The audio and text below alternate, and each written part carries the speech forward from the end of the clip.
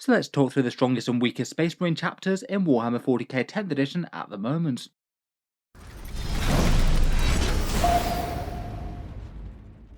Hello and welcome back to Auspex Tactics, where today I thought we'd do a competitive ranking of Space Marine chapters in 10th edition, go through each choice of chapter in the game, talk about why they're doing well or badly right now, and the factors that are making them either strong or weak. Compared with previous versions of this video that I've made back in 9th edition and before, Space Marine chapter choice has really changed quite a lot this time round, Games Workshop making efforts to try and make rules just a little bit more divorced from paint schemes, so you don't arguably gain or lose big advantages if you've chosen to paint up your Space Marines blue as Ultramarines, yellow as Imperial Fists, or green as Salamanders.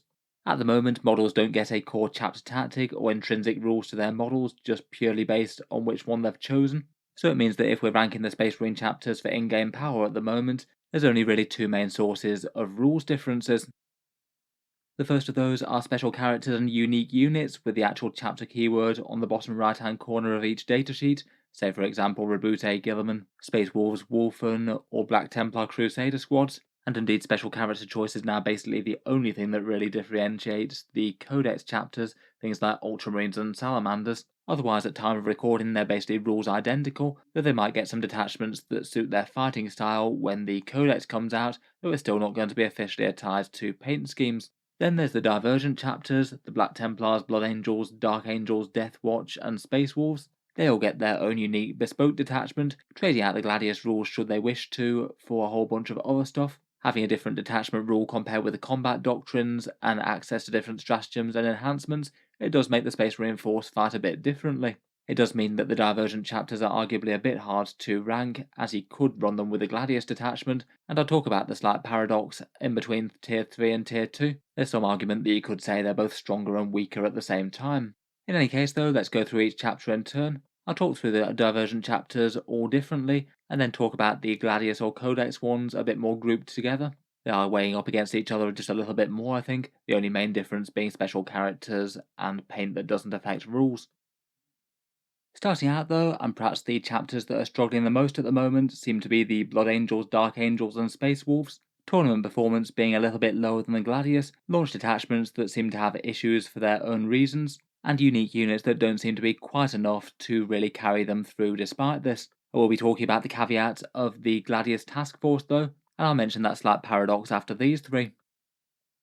First up, and seemingly with the lowest win rate out of the major Space Marine chapters at the moment, are the Blood Angels, only winning 41% of games, and like the other two on this list, they're much better in the Gladius than without.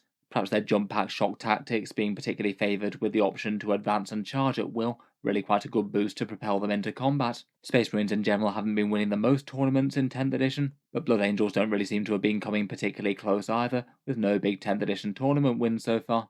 For perhaps some of their strongest advantages competitively, they can make some very dangerous death company with power fists and inferno pistols, being very nasty if they can get up close. Lamartis I think is really quite a nice efficient leader option for them as well.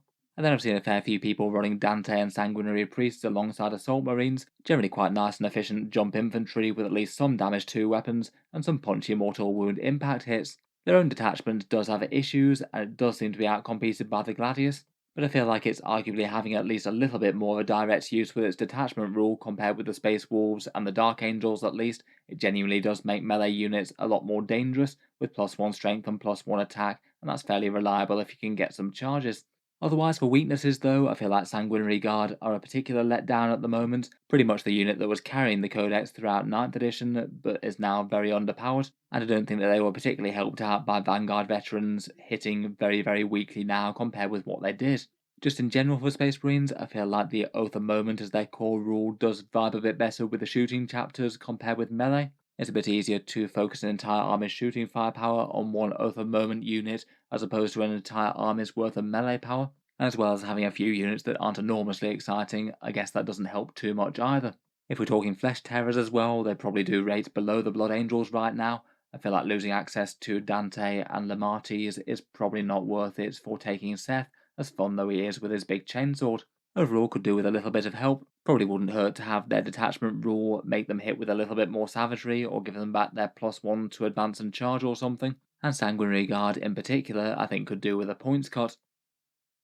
Next up in this tier we have the Space Wolves, who seem to be doing a little bit better overall in tournaments, a win rate of around about 42%, though not much better. Again, and perhaps even more so than the Blood Angels, they seem to do better with the Gladius than without. I feel like most of the time that Games Workshop tries to implement some sort of saga mechanic for the Space Wolves, it tends to be kind of underpowered. The majority of the other detachments get some powerful buffs right from the start of the game. For the Space Wolves, they have to very unreliably enact them by putting their characters in danger.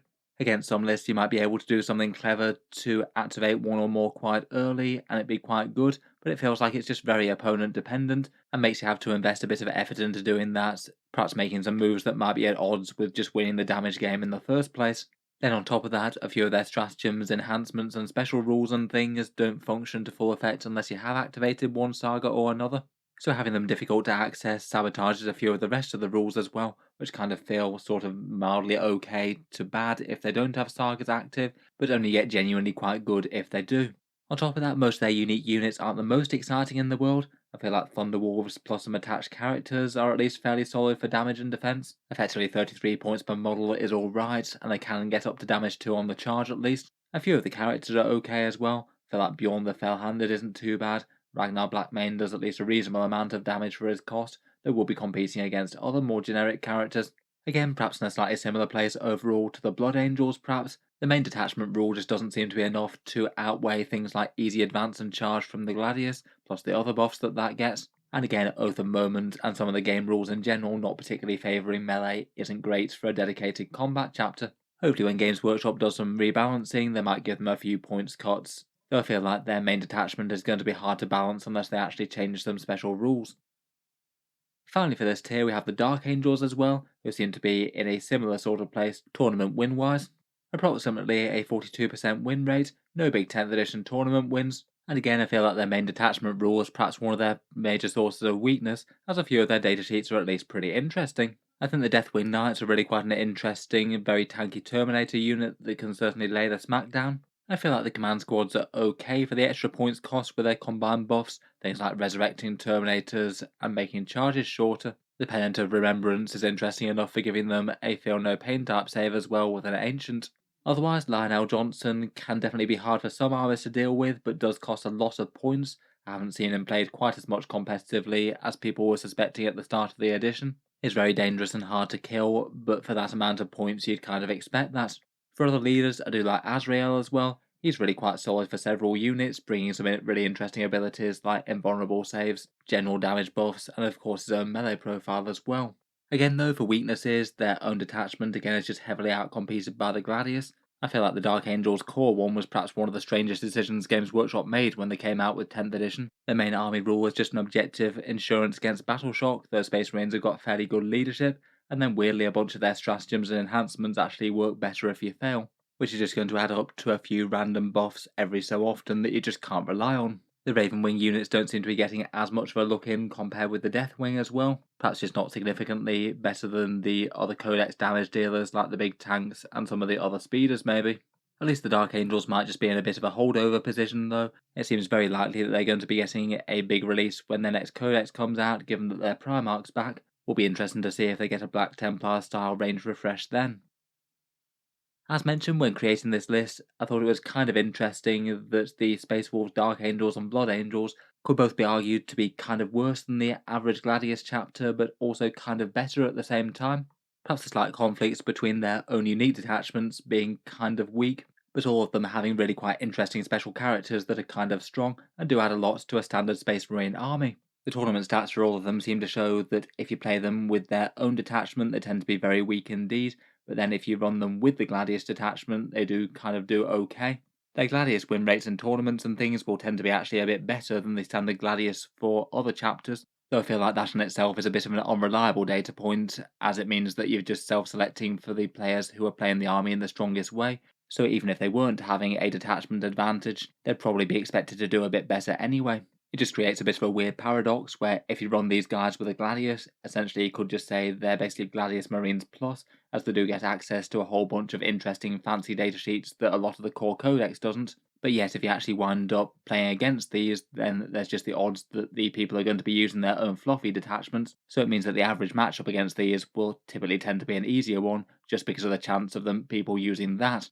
Obviously, if you are playing any of these factions, you kind of want to use their unique detachment, as that's a large part of how they actually get their flavour in game at the moment, not just the character datasheets. So a lot of people are going to stick with that thick and thin, even in competitive play, as it might just say not really feel like winning with Dark Angels if you're doing it through the Gladius, not when there's a much more fluffy and themed Unforgiven task force available, and that's pretty much seen as the primary way to play Dark Angels. Overall makes them all kind of hard to rank on the power spectrum. I think broadly speaking it means that I'd rank all of these in tier 2 if they're run with the Gladius, or tier 3 if they're run outside of it. We'll be interested to hear your thoughts on that though. That caveat aside, getting on to tier 2 for the other chapters, these guys seem to be doing at least fairly solidly in Warhammer 40k, and here I've chosen to rank the standard Gladius with the Codex Chapters inside it, with Ultramarines very much heading them up, and also the Black Templars who seem to have kind of similar performance.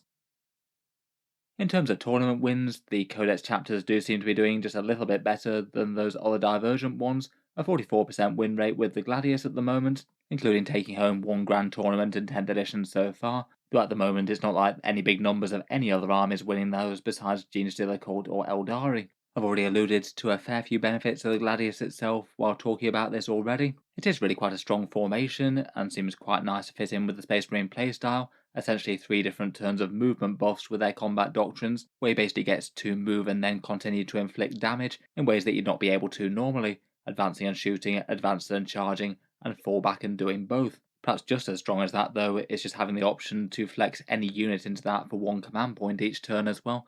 Means that you can always be advancing and charging with your primary melee threat, or always get the extra d6-inch movement if you desperately need it to draw a critical line of sight or reach an objective and still keep up the firepower. A whole bunch of the other stratagems are really quite strong as well. A few simple things to add to damage and defense, and squad tactics is quite nice for a surprise move to try and keep a unit safe that might have died otherwise. And Bolter Discipline is a near auto-include Warlord trait as well, allowing you to get extra shooting on things like Desolation squads and plenty of other options besides. Within the actual Codex chapters though, they don't really have a whole ton of personality bar a few special characters. It means that any differences between them are kind of minor at best, besides maybe the Ultramarines I suppose. And while I feel that the Gladius has a bit of an advantage in being a little bit more shooting focused than say the Space Wolves or the Blood Angels, they are also competing with the strongest shooting chapter around, which is still to come on this list. With chapter strength within actual Gladius armies though, I would argue that the Ultramarines do probably add the most value in terms of their special characters. They've definitely got an unfair advantage as they have so many to pick from. Perhaps 3 of my favourite might be Rabute Gilliman himself. His double oath of moment is really quite nice, and he is a fairly solid combatant as well. Marnius Calgar I think makes sense for a fair few squads. He's got a lot of raw might himself and just bottles you up some extra command points as well. I think you probably either want Gilliman or Calgar and not both, but they're both good.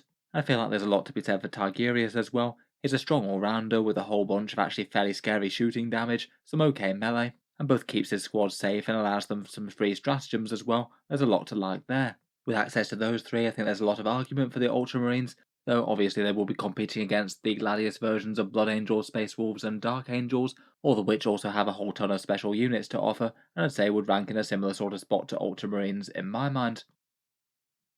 Otherwise, for the other Codex chapters that perhaps just have 1 or 2 extra characters of their own, I'd probably rate the Imperial Fist, Salamanders, Raven Guard, and Crimson Fist as maybe the more useful ones. I feel like there's perhaps limited scope for any one individual character to be truly game-changing, but a bunch of these I think are really quite solid and can do some good things for their own units. Tor Garadon I think is a good all-rounder for Imperial Fists, and both has some solid melee and good buffs for his squad. Lysander could give you some very tanky Terminators, though does compete against all the other options for them. I feel like Vulcan Hestan of the Salamanders might be one of the most game-changing models out of the list, seeing as he can nominate a unit for some big damage buffs for all Melters and Flamers against them. Kavan Shrike I certainly wouldn't underestimate. Is fairly good in combat, but just giving a lone operative type buff to jump infantry is really nice. That's a very powerful special rule to stop them being shot, particularly on a unit that's quite that dangerous.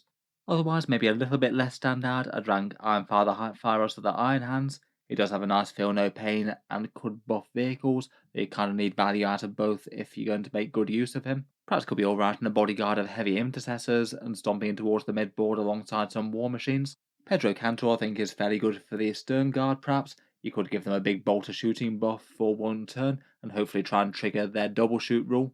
I say perhaps the single character that's selling his chapter the least might be Kosaru Khan of the White Scars potentially.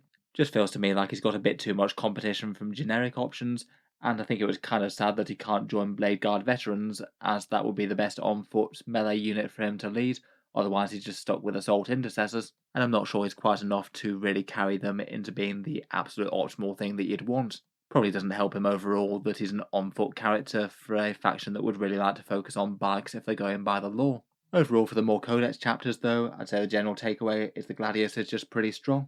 I'd probably rate the Ultramarines characters as the ones that add the most to it out of the Codex chapters, though depending on the build that you're running and exactly what sort of extra unit that you want, I feel like most of the other special characters from the indexes do well enough. They just do need to be super powerful to stop you taking other choices though, and particularly if they're in competition with the Divergent chapters like Blood Angels and Space Wolves as well. Otherwise, now we're finally done with talking with the Gladius, let's move on to the Black Templars. These guys perhaps seem to be the chapter that Games Workshop's managed to balance best versus the Gladius, having pretty much the same win rate despite having really quite different army rules and playstyle. Around about a 44% win rate at Grand Tournaments, though no big tournament wins in 10th edition at the moment. A lot of Black Templar lists like to build around the 6+ Feel No Pain type vow, which is really quite strong just as a solid durability boost to the entire army. And if it makes more sense in any one given matchup, they could flex it out to a different buff if they want, potentially the sustained or lethal hits if it's going to be more effective against the army that you're fighting. If you are sticking with the Feel No Pain though, then you could take those 10 Houses Bones for the 5+ Feel No Pain for a lead unit. You can have two big chunky units with that Feel No Pain buff in effect, one with the Bones and one with Grimoldus. Otherwise, and perhaps a bit more so than the other melee Divergent chapters, I feel like their unique units are kind of strong. The Primaris Crusader squad comes with a lot of attacks and is really quite cheap per wound. They are fairly tanky for Space Marine profiles, and the Sword Brethren can be utterly vicious with the right buffs attached. I think that even the regular Firstborn Crusader squad is definitely not worth dismissing out of hand. They are incredibly cheap for 5 Marines with a las cannon attached, handy enough for some very cheap bodies on objectives. For their main leaders, I'd probably rate Grimoldus and Helbrecht as perhaps the best two, plus some sort of generic character lightly with the bones if you are going Feel No Pain style Templars. Overall, they can definitely make themselves a pretty chunky and punchy battle line that marches up the board and takes objectives, and then back that up with a whole bunch of Space Marine supporting units, things like Gladiator tanks, Redemptor Dreadnoughts, or general strong firepower units like Sternguard Hellblasters or Desolation squads. Perhaps being locked into multi-melters for every single Gladiator and Repulsor variant might not always be the most helpful, could feel like a bit of a tax on occasion, and while I'd say that their core detachment rule with the vows and things is really quite strong, I feel like perhaps a lot of their other supporting rules are a little bit less standout compared with the Gladius options, but it seems to come together well enough for them. Finally, and currently in a league of their own as far as Space Marines go in Warhammer 40K, are the Deathwatch.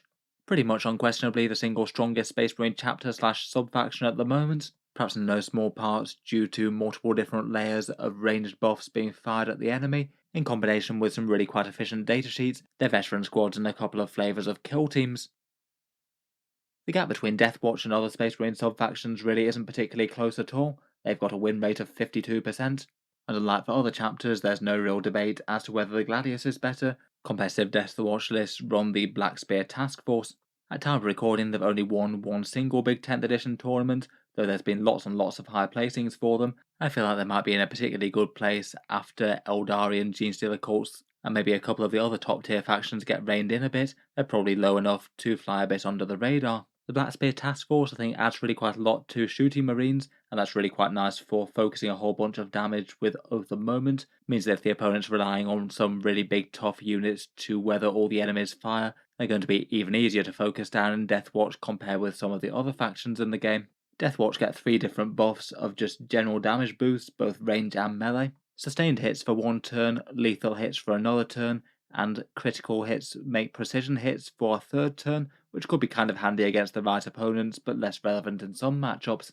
For their unique units, perhaps the most commonly played competitively are just literally the standard Deathwatch veteran squads, armed with the Deathwatch Thunderhammers, which still get the coveted damage 3 that a lot of the others lost, and often backed up by frag cannons and then a bunch of regular guys with shields and long vigil ranged weapons to give them some extra mortal wounds.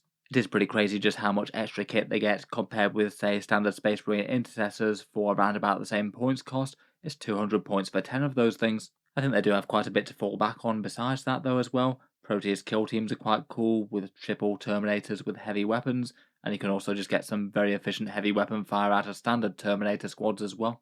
Lots of assault cannons for more mortals with Oath of Moment, or cyclone missile launchers that are just generally fairly efficient full stop. The Tome of Ectoclades is pretty much an auto-use enhancement that allows you to get a single turn of double Oath of Moment, taking down 2 targets at once. Really quite good with all the dangerous weapons that the Deathwatch can bring to bear. The Watchmaster's fairly efficient, and can be quite helpful to keep squads flexible while they're right at the forefront of the damage dealing, and plus has his ability to ruin an enemy stratagem, which can be massive in certain matchups. And the Black Spear stratagems are generally quite nice, a whole bunch of different flavours of ranged buffs that might come into more effect against certain units. Say for example, anti-infantry 2+ combined with a Desolation squad is rather nasty. The Teleportarium can be kind of fun for repositioning as well. Overall seems like Deathwatch are the chapter to beat, certainly looking forward to covering them in full on the channel in their own index review when I get to them, but nice to see that Space Marines of some flavour are punching through a bit, even if the standard ones are kind of on the middling to lower end of the spectrum power-wise. Still could probably use a little bit of work for internal balance, maybe datasheets like the Corvus Black Star or some of the other kill teams could use points cuts, but they do have some really quite powerful supporting rules, even if Games Workshop did stop them from spamming a billion mortal wounds with their anti-infantry stratagem, which was the first thing that people noticed about them in 10th. So anyway, let me know your thoughts on the power rating of the various Space Marine chapters within 10th edition 40k right now. Would you agree with me here, or would you rank them differently? Look forward to hearing your thoughts down in the comments below. If you've enjoyed the video, then feel free to subscribe to Auspex Tactics, or certainly keep the regular 40k videos coming. I do tend to post new ones just about every day.